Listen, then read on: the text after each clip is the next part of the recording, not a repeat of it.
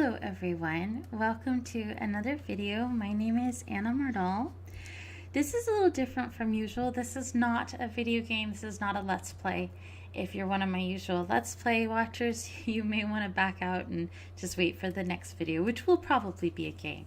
This is a tutorial. I am a writer, and one of the things that we talk a lot about on Twitter is how do you organize your writing material?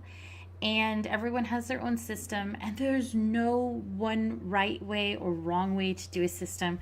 I almost hesitated to make this because I didn't want anyone to think if they can't do this system, they can't be a writer. Please don't think that. This is just what works for me. And your brain is not my brain. My brain is not your brain. So my brain has a really hard time remembering details. So this whole thing is set up to capture details in a way that I don't have to try to hold on to them anymore. So this is Evernote. This is actually an older version of Evernote. It's 5.9.8.9906. That doesn't really matter. This is just the one I like the look and feel of. I mention that because if you're like me and you're like, oh, but I want that one, you can put that into Google and look for the specific install, which people have archived. They always archive old installs of things. The newer Evernote is fine. It's blue and white instead of gray and green. And I'm extremely picky about colors and how things look, so I've stuck to the one that I like. Evernote, if you're listening, I like the gray and green better. What were you thinking? So what is Evernote? I'm going to pretend you don't know, which you may know, but I'm going to pretend you don't know. Evernote lets you store information in the cloud and access it from a variety of devices. So we're on my PC right now, but you could access this from a web interface on another computer, your phone, your tablet, anything that has an internet connection pretty much can access Evernote. And most things have an app to even make it easier to access Evernote. You can back up your data locally, which I do, like once a month. But I've never lost any data with Evernote. So that's been my experience. There is a free version. I have a paid subscription that's like, I don't want to tell you how much it is because I can't remember. And I think they're about to change it anyway. So, and I don't know the difference between the paid and the free. I just remember that the paid one was working for me. So I went with that. But you can try this out for free if you want. So, okay, how does it work? Well, in Evernote, you make notes. Think of a note as a piece of paper that you write something on. I have 1,266 notes, 1266 notes. That's a lot of pieces of paper.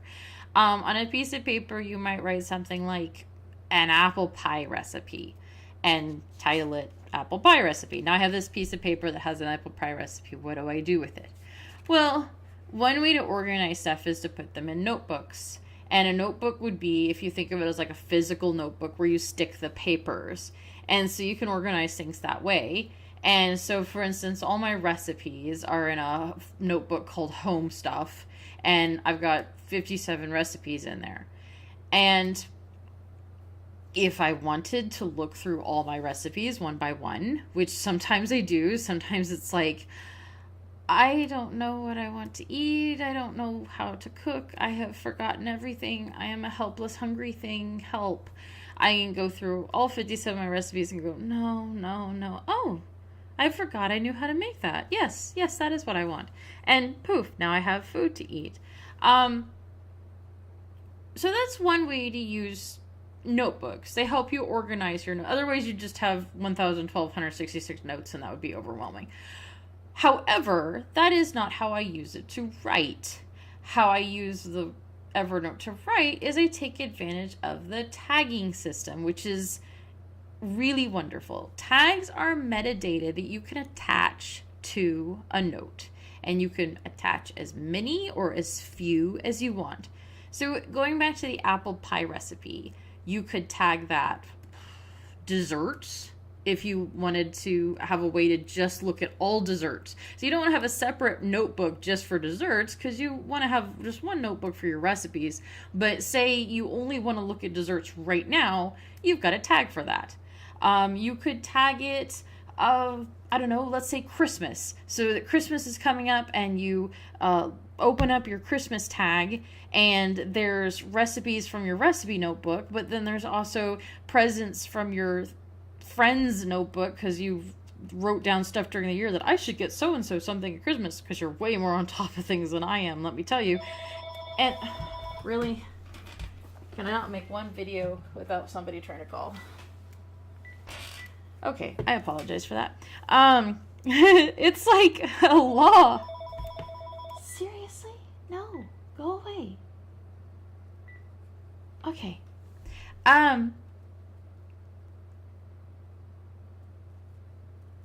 Tags. The value of tags is that you can put multiple tags on a note, and you can use those tags to very quickly pull notes a very certain way. And now I'm going to show you what I mean by that. So if you go down here, you will see I have an Earthside tag. Earthside is the name of the book series, one of the book series I'm writing. So one of my books that I've published is Poison Kiss. That was the first book in the Earthside series. One of the books I've written is Survival Route. That's the second book in the Earthside series. A book I'm writing right now is not announced, and that's the third book in the series. And so I have 56 notes for Earthside. Then I have sub tags on all of my Earthside notes. And those tags let me get at the same information multiple ways. Now, I'm not going to show you what's in the Earthside tag. I've actually had to try. I've tried to record this video 3 times now. I'm not going to show you what's in the Earthside tag, because every time I try to do that, somewhere on the screen I miss spoilers that I don't want people to know about, so that I don't have to spoiler tag this video as don't watch if you haven't read my books. So instead I set up a little tutorial playground area that looks very similar on purpose so we can show you what I mean. So let's say I have a bunch of notes for my book. I've got actual notes about that book, and then I have a piece of paper for each of my characters so that I can look up their physical description, or I can look up their magical powers, or I can look up what their favorite childhood, musical was. Whatever was important enough for me to research and pick and add in the book, I added to their character sheet, and that character sheet lives here. So if I wanted to look at the characters, like every character in the Earthside series, regardless of which book they appeared in, I have a character tab. And that tag, I've gone through and tagged on each of my notes with characters. So this is a note, okay, that is about a character named Anya. This is a note about a character named Elric. And it would be like if I took a sheet of paper and decided this sheet of paper is going to be about Elric, and I wrote down, this is his name, this is what he looks like, this is where he's from, here's some bits in the book that I wrote that I feel characterize him well if I wanted to look and see how he acts and talks, because I need to insert him in a scene and maybe I haven't read Poison Kiss recently. I feel these things are representative of him. Here's a picture off of Shutterstock that works for me when I want to visualize him. And so if we'd gone to this Earthside characters 50 list, there would be 50 of these. That'd be 50 characters across the series that I can go to quickly and easily to look up. Now, the beauty of the tagging is that you can tag things multiple times. So, for instance, some of these characters are tagged for just Poison Kiss because they only show up there. Some of them are tagged for Poison Kiss and Survival Route because they show up in both. Some of them are tagged for Survival Route and Shifting Trails because they show up in both. And so I can click on the actual book tag, like right here, and see, oh, here's all the characters that appear in the book that I'm working on. And I've set that up so that I could do that. I've tagged things that way. So the value here is it's the same note each time.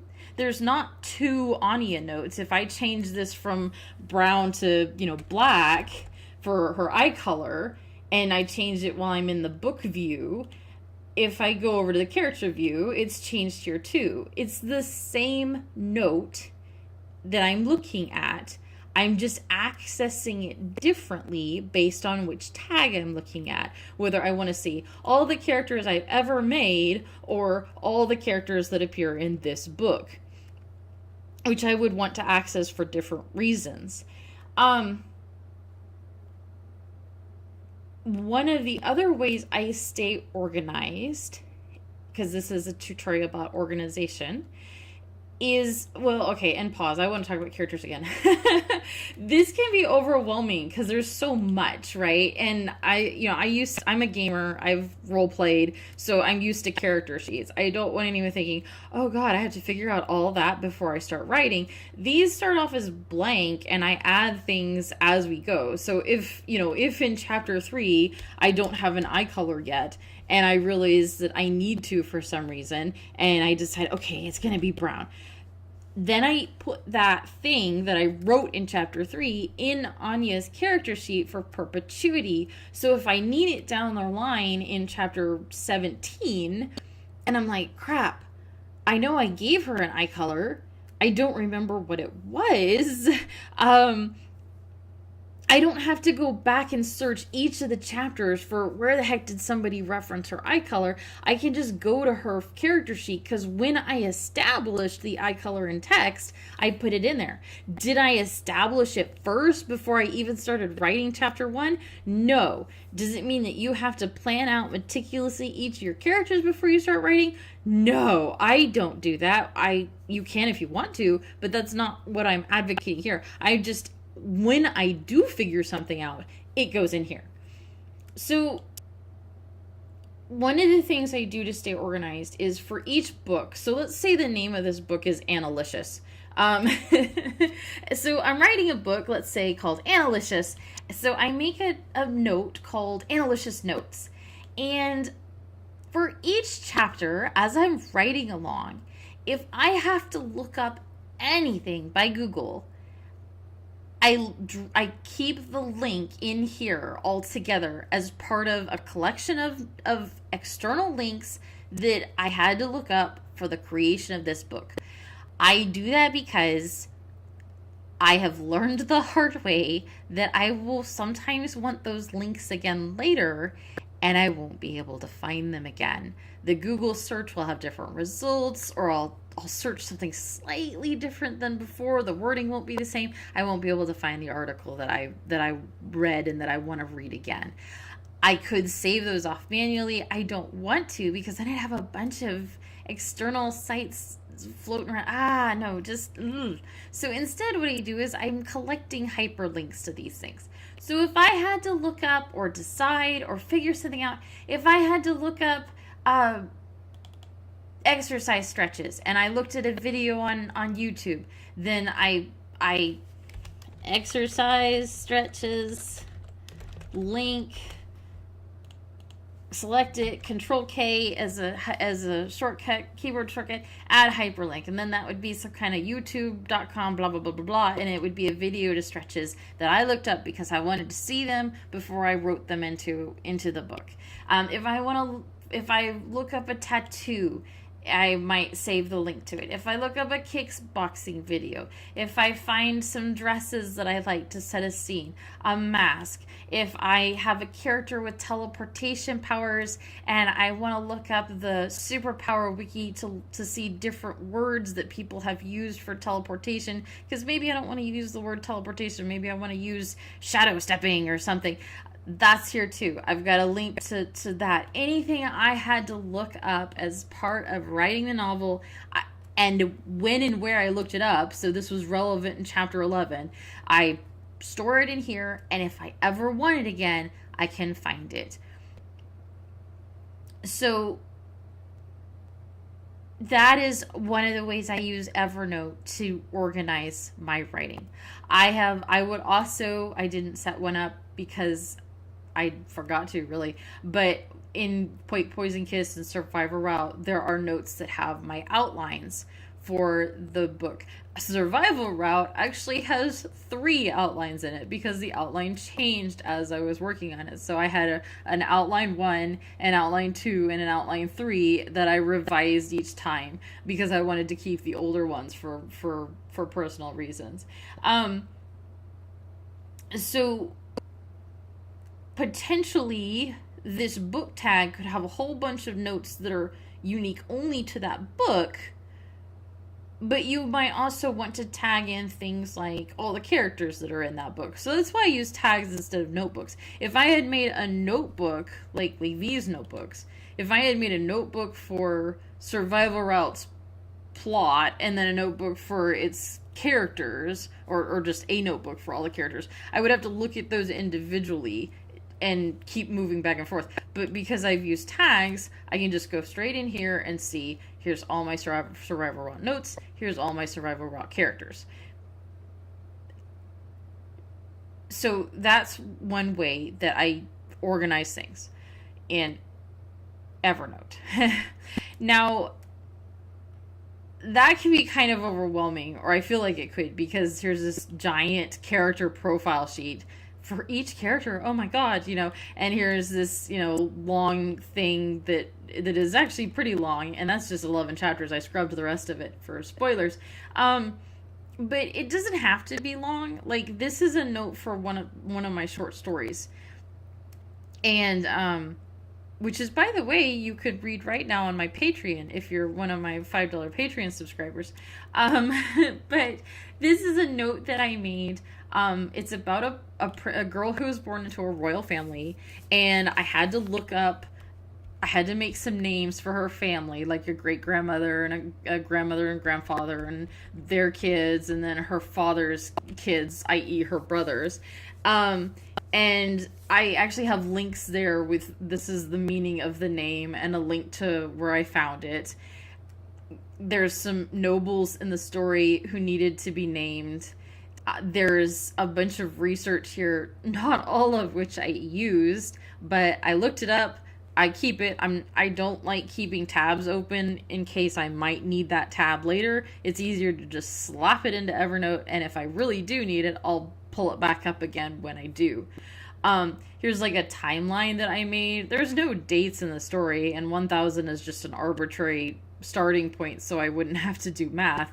But I needed to make a little timeline to keep straight in my mind when things happened. And so I made it. I put it on the back of a napkin. Off it goes into Evernote so I don't lose it forever or have to think of it again if it becomes important someday. And here's like just a little outline that I wrote for the story way back when it was first an idea. And it's actually entirely wrong. This is not the outline of the story at all. But it's there because I figured it out once, and it's like a historical document of my thoughts in case I ever want to go back and go, oh yeah, okay, that's where I was. So that is how I organize. So the point of this was I didn't make individual character sheets for each and every one of these characters. This is 1, 2, 3, 4, 5, 6, 7, 8, 9, 10, 11, 12, 13, 14, 15, 16. So there's like 16 names in this short story of 10,000 words. I didn't make character sheets for them all. They have a single name that went into this document, and I moved on.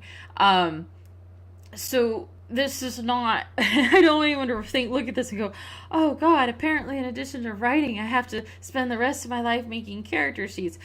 For a giant series that I plan to be, bunches and bunches of books, it kind of made sense for me to make individual character sheets for everybody, because I've got to be able to come back to them after multiple novels and still remember who they were.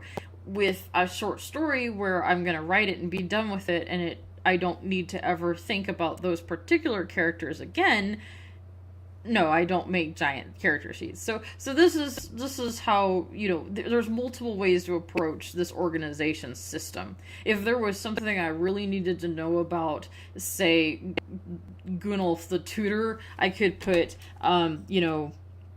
walks with a limp. And there, I'll remember that. Even if I haven't come to the story in a while, there's that. I need to remember that he has a short leg like I do, and if I write him walking into a scene, adjust accordingly. Or just married to Lady Anna, then I have that stored in my head. But I didn't have to make a big old character sheet for that. Blue eyes. Whatever. So this is not a plea to, in order to be more organized, you have to generate reams and reams of paperwork. No. This is just how I store my data in my head. So that's how I would approach that's how I do approach a short story. That's how I approach a series. Let's talk about one other thing I use Evernote for, and that's resources. Sometimes you will find stuff that you need to save off that has nothing to do with a book. And so those go into my resources. Actually, notebook. I don't tag them separately. They're an actual notebook. And I can't show you that because there's some stuff in there I don't want you to see. But I set it up as a tag down here with some fake ones. Or not fake, but ones that are, I think, appropriate for YouTube consumption. So for instance, this is a list of book publishers.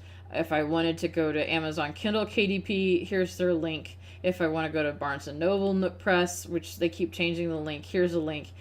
Drafted Digital is a distributor, which is really awesome because they actually distribute your novel to these, 7 places, I think? Yeah. And so I don't have to individually upload a book at each one of those. I can upload it once to Drafted Digital, and they distribute it out. Similarly with Smashwords, distributes out to all of these different places. So if somebody writes me and says, I don't use Amazon, do you sell your book on Kobo? I can go over here and check and go, oh yes, I do sell via Kobo because Drafted Digital distributes me out to that platform. So this is useful for that reason. I wouldn't put it in my writings because it has nothing to do with books, but it's an important writer resource. This is pictures that a friend of mine took of content notes and how they were handled in 2 different places. In one case, in a table of contents for a anthology of short stories. You can't read those very well, I don't think, but it says like content warning, misgendering, and so they put that in the table of contents. Another one that she took was showing content warnings on the page itself of the story. So that was useful for me to look at how other people have done it when I was doing content warnings for my short stories in a book that's coming up, actually, and which I will announce and tell you all how to buy. This is a list of name generators, because if you're like me, maybe sometimes you can't think of names for your fantasy city or the bridge that your protagonist is going to nobly defend or the mountain they have to climb. Well, I have a list of name generators that I trust and have liked using before. And so, here I say the biz name generator has good place names. And that's a reminder for me what I use it for. And there's a link to it. So stuff like that. So So anyway, in answer to the question, wow, I didn't mean for this video to be quite so long. How do you use Evernote to organize your books and writing? That's how I do it. When I sit down to write, I have Evernote open and I can switch over to it and put things in it as I think of stuff, as I outline, as I, go through a story, and then it saves there and I can edit it as I go and I can access it from different devices. And for me, that is what works. I don't actually write in Evernote. Some people do and love it. For some reason, that part of it didn't click for me. It might be my eyes. I prefer to write on a dark background than to a light one, and so I actually use Sublime Text for that. So I write in Sublime Text and then keep the notes themselves on Evernote. But you could write in Evernote. You could very easily put all your chapters in this, chapter 1, chapter 2, chapter 3. So that is really all I was going to share, is how I use tags, how I use notebooks, and stuff that may or may not work for you.